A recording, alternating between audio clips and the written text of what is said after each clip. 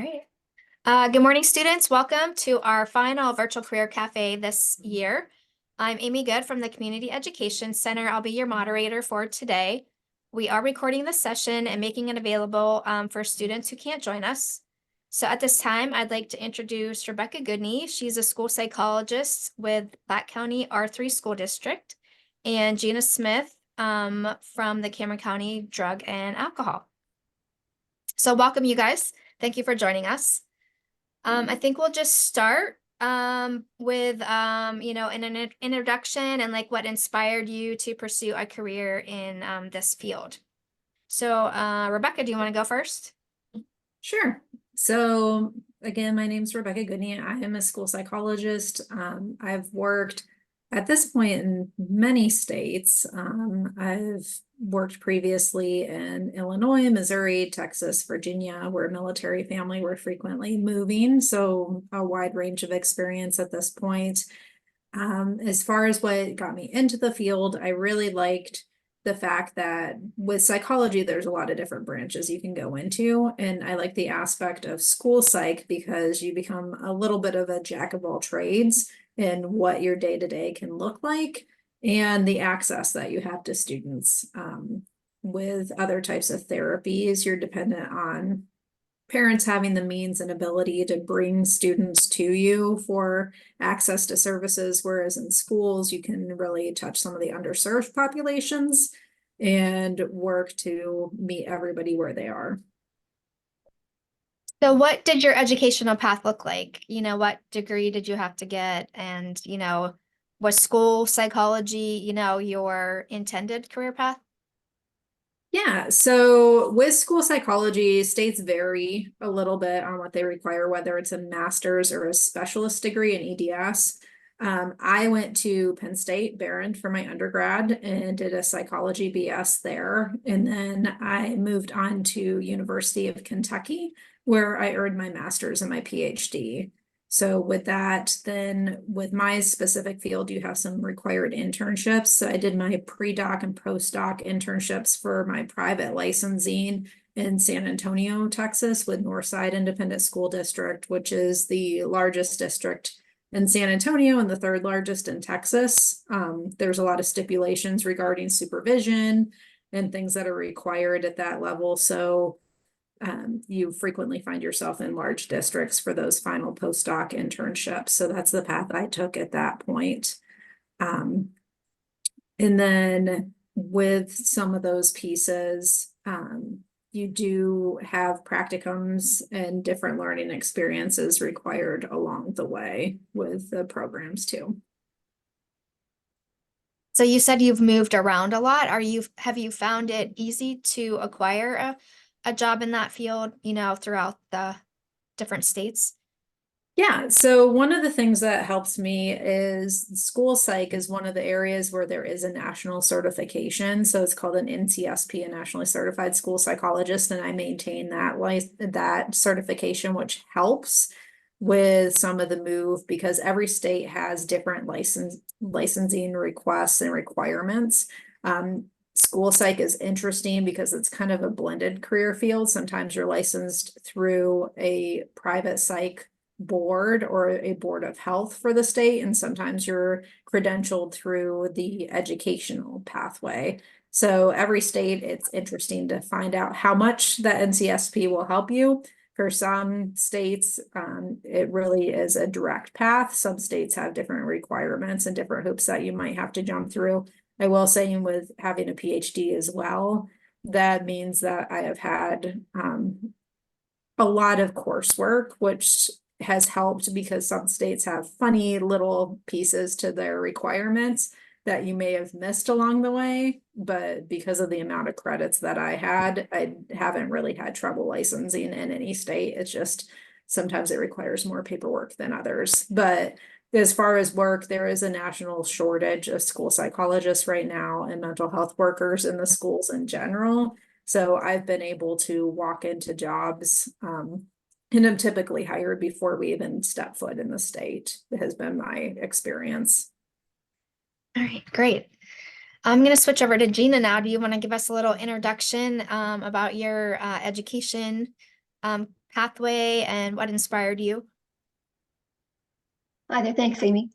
I have a 4-year degree in um, social studies and history and political science, and a BS in social studies education. But that was enough, and a teacher degree. So that was enough to open the door for me to work with alcohol and drug abuse services. And I do their positive parenting program. So I have 4 kids of my own, and working through the schools and stuff, it just seems to be a natural fit doing the positive parenting program. You know, families are the foundation of society, and a lot of times we see that, you know, families are struggling, kids are struggling in school, you know, but a lot of it, you know, parents are their children's first teachers. And when parents are more confident and more confident, then they're going to raise their children with less struggle. And that's what I really love about the program that I work with is, you know, every family has their strengths, and every family has their challenges. And this program helps build on their strengths and helps them manage their challenges. So let's go into like what a day in the life looks like for you with this program.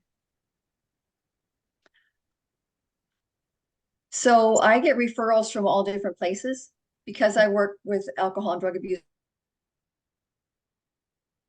services. I get a lot of referrals through that agency for recovering people, recovering from addiction. So there's a different set of challenges for those parents. Perhaps they've had their children removed from their home. So how do they rectify that and allow them to get their children back? So we work on those strategies. So I have a lot of clients, and this program is free to every family in Cameron, McKean, and Potter counties. So it doesn't matter who you are, what your circumstances is. You know, every family has their strengths and every family has their challenges. It doesn't matter what your situation is. This program benefits everybody. So I meet with a lot of different clients. My job does include travel. I work in Countersport a couple days a week. I work in Bradford. I also work in Emporium. So travel is a factor. It's not a big deal. Families are great wherever you go.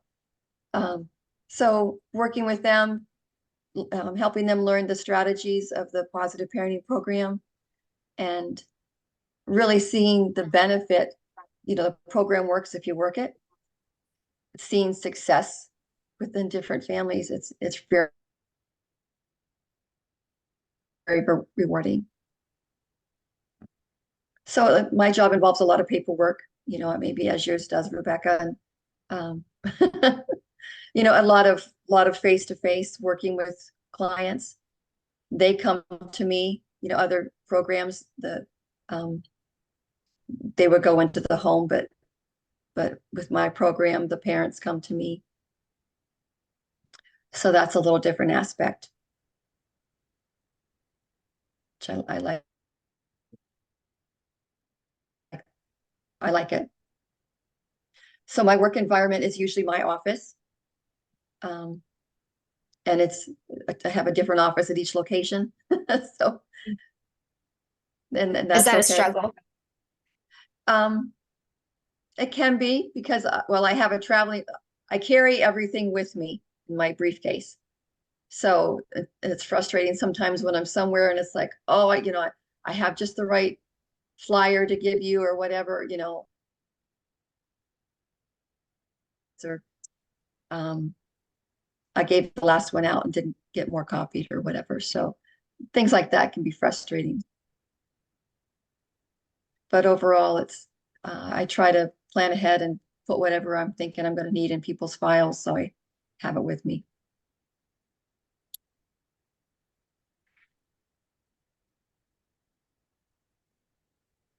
So, did you have to go to training for this positive parenting?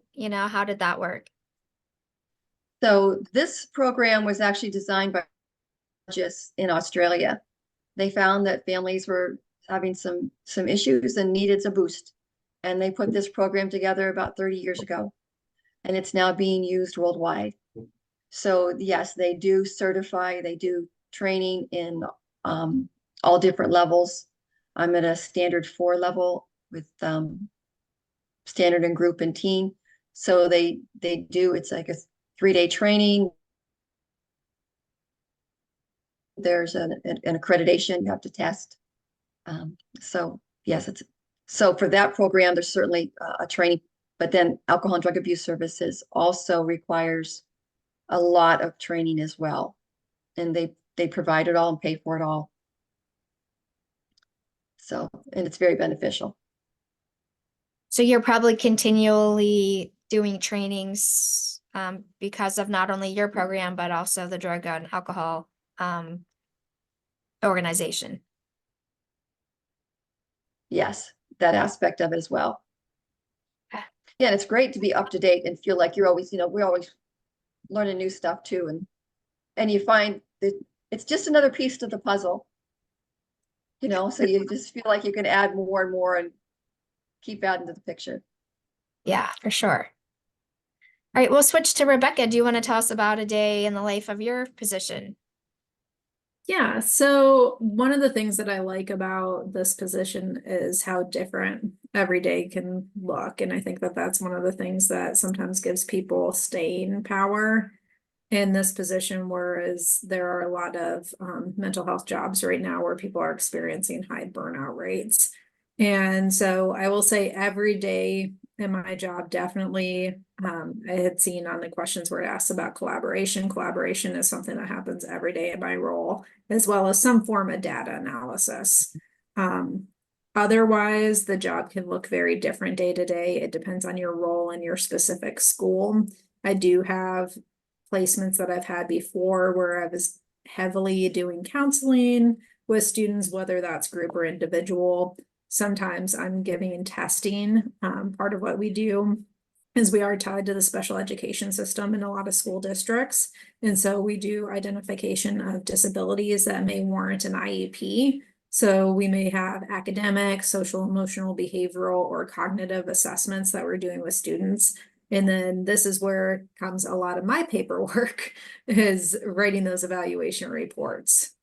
So you're looking at data, looking at state criteria for disabilities in these areas and making eligibility determinations for students. And there's always paperwork tied to that every step of that process, as well as then collaborating with teachers on how to write IEP goals based on the areas of eligibility and the needs that have been met by specific students. I'm involved in the MTSS or RTI system, so response to intervention and multi-tier systems of support. Those are big verbiage that you see in our field.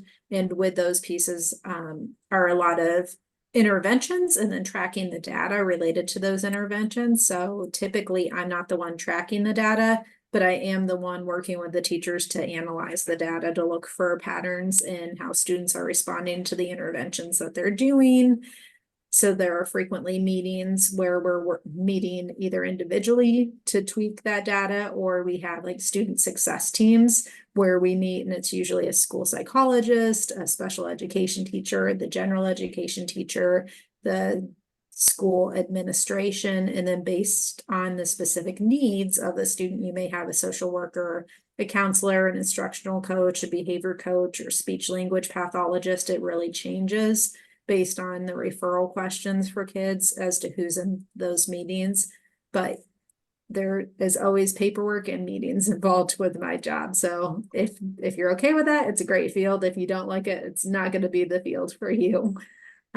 Some of the other things that we do can be crisis intervention. That's not necessarily a daily activity, but that is something that comes up in our field as well, as far as suicide assessments, threat assessments, And then just behavioral de-escalation. If you end up getting called in because a kiddo is having a hard day, and that can look a lot of different ways. And working then with a team for behavior planning and how to hopefully prevent that on the front end next time and put into place some preventative strategies for the student. I think that that's most of what I cover, but like I said, it's one of those areas where it's hard sometimes to sum up because depending on what district you work for, the role of a school psychologist can look very different. And are you typically in your office, or do you have to go from like to different schools within your district, or are you just kind of in one school? So right now, my current district, I am based out of the District Education Center.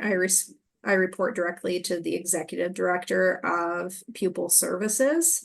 And so that's where my home base is considered. But my office is there, but then I bounce between an elementary school and then an early childhood center because I do assessments, evaluations, and all of those other pieces of work at both of those sites. So that can be something that changes also depending on your district. In my prior district, for example, when I was in Illinois, I was bouncing between 3 elementary schools and was never at a district office. So this is something, when you're looking at a career in school psych, if you decide that's a career for you, still looking district to district when you're making employment decisions about what type of setup you would prefer is important. For sure.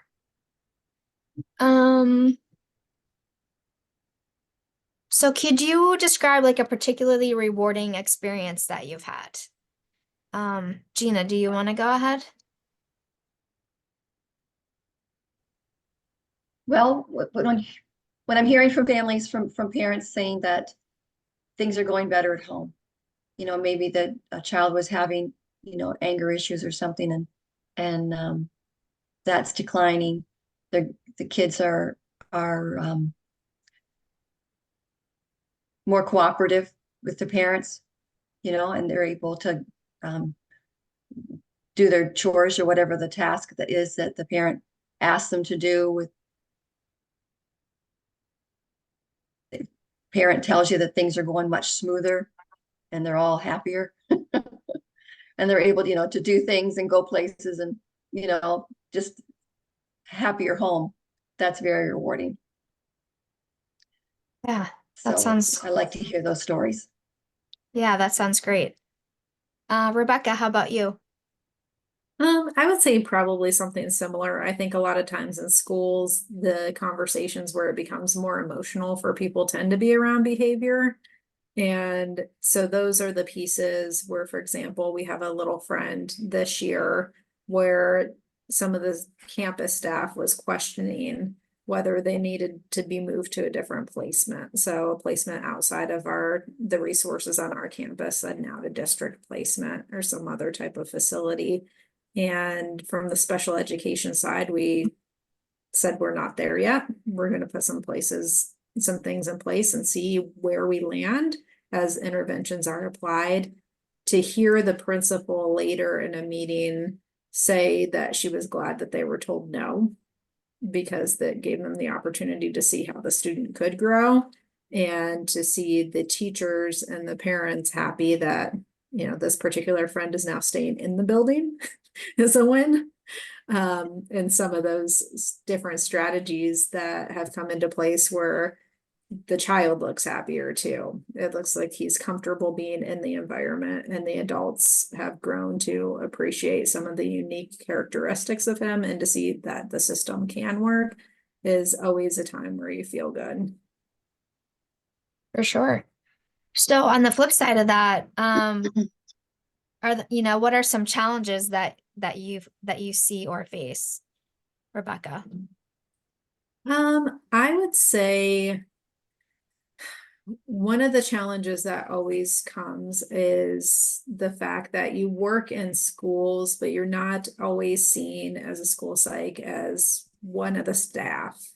in the same way that other staff is seen. So, typically you have grade level teams or subject matter teams that work together. And so the teachers are meeting together, getting together, and all of those pieces. And you're always seen as a little bit of an outsider, even if you're campus-based, because your job isn't really specifically what the majority of staff on campus does. So nobody really knows the full scope of your job and doesn't always appreciate all of the aspects of like the hoops and things that you jump through to try to help them. They don't always feel like it's help at the time, even though it can come out like that on the other side. And so that can be a source of frustration, I think, for people in my field a lot.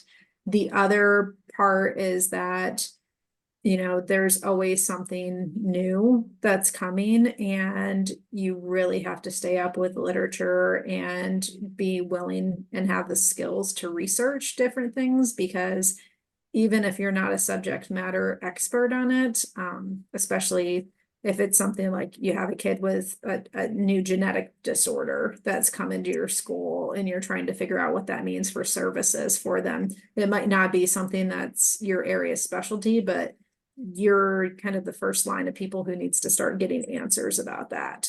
And so you're frequently the person that people look to. And when you have a good, healthy school environment where you have a lot of people who are willing to be part of a brainstorming team and problem solving, that can feel very different than if they're just looking at you as the one to do something. And sometimes you can find yourself in those situations, which can be a little intimidating and sometimes frustrating. Oh, for sure, I can imagine.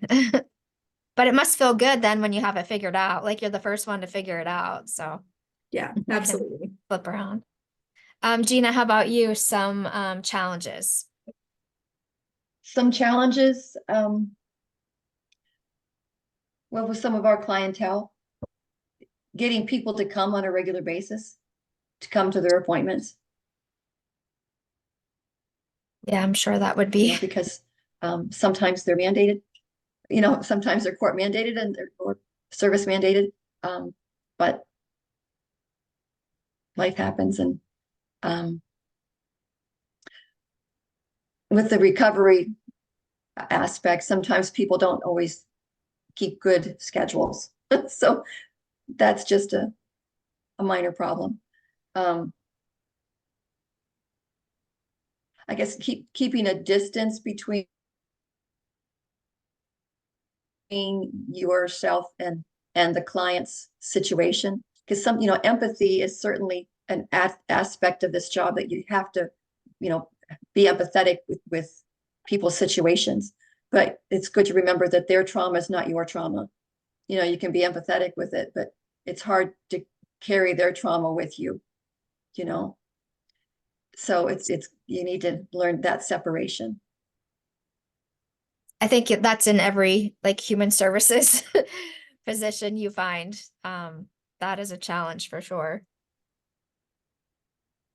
So are there opportunities for career advancement in, your position, Gina, or like within, your organization?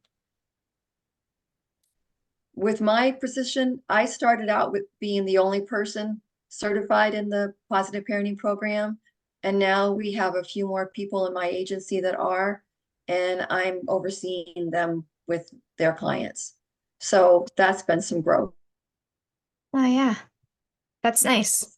and an opportunity that I wasn't even expecting. So it's been very good.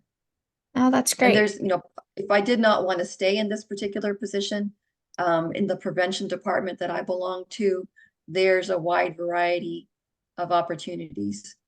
So if I wanted to change my, what I do, I could always move to a different aspect and within the prevention department, and maybe work more closely in the school system, or more directly with kids. Now I work with parents, but if I decided I wanted to work directly with kids, then I would go to a different aspect of the prevention department. Well, So that's there's good room to for know. growth. Yeah. Rebecca, how about in your field? Yeah, so in general, for a school psychologist, if you want to do something that would be considered a promotion, different districts have that trajectory laid out differently. A lot of times in a district, you'll have multiple psychologists, and there will be somebody who serves as kind of the lead psych, who may be a liaison, who works in certain committees and pieces like that. Otherwise, what happens typically is one of two things. If you don't have a separate psych department, then your projected growth area would be if you wanted to become like a director of special education services or director of pupil services, student services, whatever the department happens to be called in your particular district. Sometimes that requires a admin degree. Sometimes it doesn't. It depends on the state. With larger districts, sometimes the psychs will be a different department. For example, the district I'll be going back to in San Antonio, psychological services is its own department. So there are about 90 psychologists on staff in that district. And because of that, you do have the role. There are 3 supervising psychologists in the district, and those staff members end up dividing the other psychs amongst them for consultation, mentorship, training interns. All of those pieces are things that would fall under their hat. If you don't want to advance in that way career-wise, some people will look at different options. Sometimes we'll explore private practice or going to the university systems. Those are options. There are always school psych programs. I know I've taught before at master's level programs who are looking for adjunct faculty or regular faculty members. Also, disabilities offices on universities do frequently hire school psychologists to help implement and recommend accommodations for students who are able to make that transition to college, who had IEPs or 504 plans in high school. So that's an area that really has grown as far as another career path. Yeah, there's lots of options there, I guess. I'm just curious, since you're in a school setting, do you follow the teacher's schedule, or, do you work all year round, like throughout the summer? So typically we're a hybrid of that. We have more days, contract days than teachers, but less contract days than administrators. I will be honest though, because of our workload and what happens, we frequently put in hours outside of our contract too. So that can look very different based on caseload district to district, but it is a job where you end up putting in a lot of time. I can see that.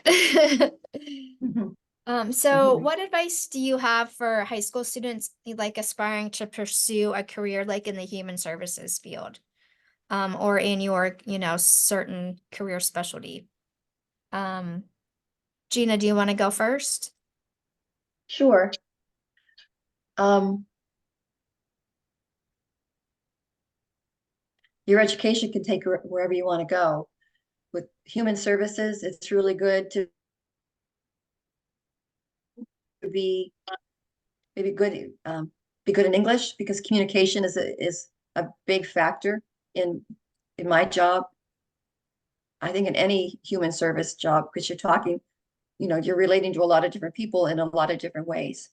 So maybe it might be face to face, or might be you have to send emails and communicate whatever it is that you need to get across. Also, we do a lot of presentations. Just did a senior expo. We do a lot of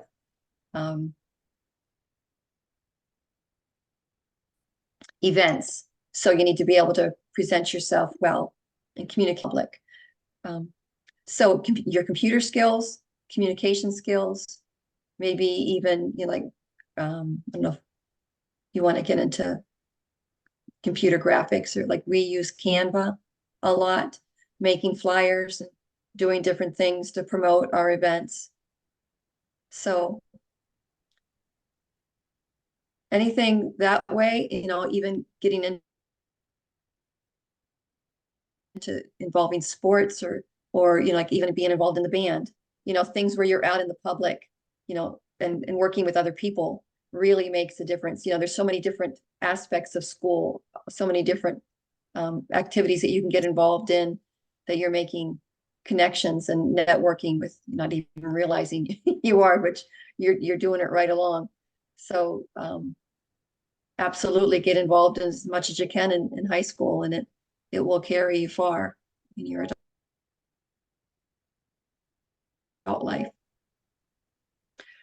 So I really would say that the specific skills would be the communication skills, and having empathy and caring about other people too, definitely in human services is a need, but being able to be confident in yourself, knowing, getting exposed and not being afraid to try something new, absolutely valuable.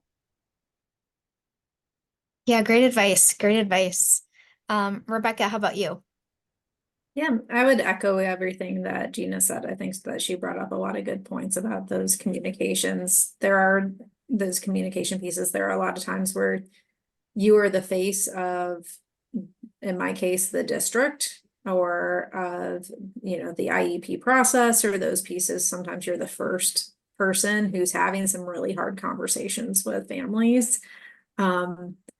In my department, I will say, like, my director, half tongue in cheek, says that we're the department of broken hearts, because we really are. We don't interact with somebody until something's not going well. So you need to be able to diffuse situations and have skills in those pieces, and empathy and all of those communication skills definitely play into that. It's not infrequent that somebody is, upset by the time they get to me, and you're trying to cut a new path with them and clear out some of what happened before so you can move forward together and try to figure out plans and resolve steps for families and for students. And so being able to be diplomatic and being able to hear all sides of a story and not make prejudgments are definitely some important aspects of the role. I will say, as far as education, specifically to psychology, if you pursue a degree in psych, I would say, most areas you need to be planning on advanced studies. And so that can take a lot of different forms depending on what field you go into. There are some fields where you pretty much need a PhD or a PsyD, which is another doctorate equivalent, in order to be able to practice independently. There are some fields where you can have a certain level of independent practice with a master's. I will say that one of the things about psych that I do like is that there are so many different fields that are encompassed under it. So, for example, if students think that they may be interested in psychology, but paperwork's meeting and all the math that I've talked about really doesn't appeal to them, that's okay.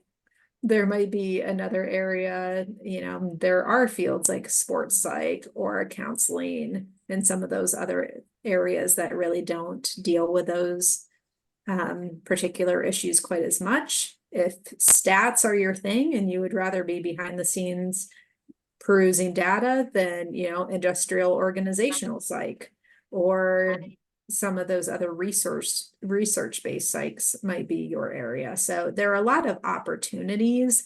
And I would say one of the things that I think sometimes impacts people coming from a small town, and I think that this impacted me when I was starting to make career decisions, is I think it's hard sometimes to imagine yourself in a career that you've never seen.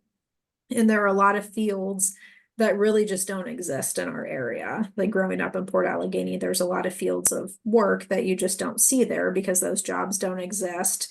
And starting to have those conversations with your college advisor when you get there, so you can start to find out how to research some other areas that may be of interest to you, can be a really important time and a really important step to take.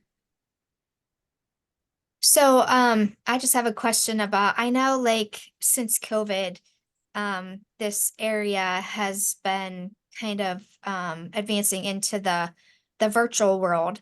So you might not find that like in your current position, but do you see that advancing, out there in the psychology world? Is that something, for students that they need to think about? as they move forward? Yeah, I think as far as, I will say as far as psych services, that is one thing that has been learned from the COVID time when they had to move into virtual lessons and virtual therapy, that for some people it is a great option. I will say, like I said, there's a shortage of us right now, and I get pursued daily. I will say via email for some of the states that I'm licensed in with questions regarding my interest in contracting for telehealth. Telehealth is becoming a huge piece of the puzzle as far as ways to fill gaps, especially in rural areas where they may not have enough people who live in that area with that certification. For me, I do think that there are aspects where you're always going to have in-person services, especially with school psych and those pieces, because as long as you have students in place, you're going to need people on the ground, boots on the ground, in order to deal with whatever happens to be going on. One of the other benefits that has come virtually, so psychologists typically have continuing education requirements or professional development requirements that you have to keep up with every year or every 5 years, depending on when your license renews. And one of the things that has been a benefit from the virtual world is a lot of the state organizations and national organizations, when they do their conferences, they now have some type of arrangement for virtual attendance. So it looks different, of course, for every organization or every conference, but that's one thing that I think has been a benefit, because whatever your state is, if you're not loving the selection of conference topics that year, the availability of options is almost endless now. So that's, for example, I'm about to attend virtually some sessions for the school psych organization in Ohio, which is a state I do not plan to work in and have not at this point, but I like the topics they're covering at their conference a little bit better than my local one. And so if I have to get PD, I want it to be of interest and of use to me. And so that's one thing where I have seen, there are some benefits to some of those pieces. I have also found that in my own position. The opening of virtual conferencing has been a real blessing. So is there anything we haven't discussed that you wanted to mention? Either of you, before we jump off? I don't know. Human services is a great field to be in. Helping one another, just bettering each other's lives is, I think it's a very rewarding career. I would agree. I would say so too. And I think that the opportunities there are endless. I know Gina's spoken to this a little bit, but family dynamics and the factors, socioeconomically and lifestyle factors continue to become complicated for families and impacting really development, and then the presence of mental health needs. So it is an area where there are no shortages of opportunities. It's hard work, and you definitely do have to be able to have that barrier so that you're not, experiencing secondary trauma from all of those experiences that you may get. And that, I think, looks a little bit different from field to field in the human services area, but it's one of those areas where there are definitely going to be opportunities, and there are going to be jobs, and there are a million different jobs that look very different and can provide different opportunities depending on what you're looking for, as far as your day-to-day workload, your schedule, all of these different lifestyle factors. Yeah, great advice. All right. Well, I want to thank you guys for joining us this morning. Great information for our students, and I'm sure they're going to appreciate it. Thanks so much for having us, Amy.